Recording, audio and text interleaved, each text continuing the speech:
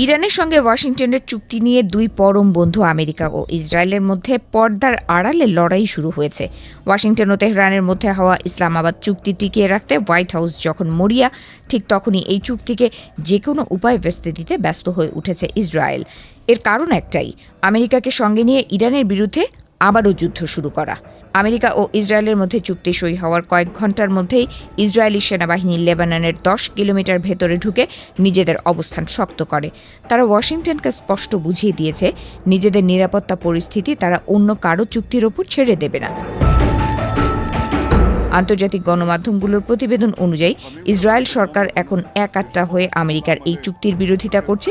দেশটির ৭১% সাধারণ মানুষও এখন ট্রাম্পকে আর বিশ্বাস করছে না।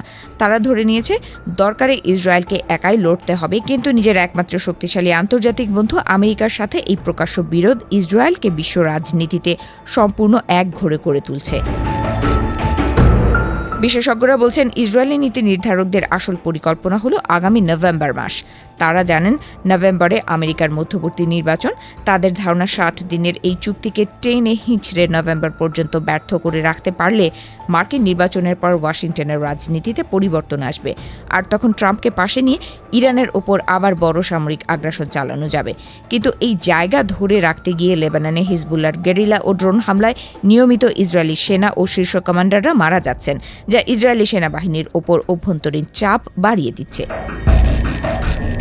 এদিকে ট্রাম্পের প্রধান দুই দূত জারেড কুশনার ও স্টিভ উইটকফ ইরানের সঙ্গে এই চুক্তির মূলে রয়েছেন বলে ইসরায়েলি ডানপন্থী মিডিয়া তাদের বিশ্বাসঘাতক বলছে।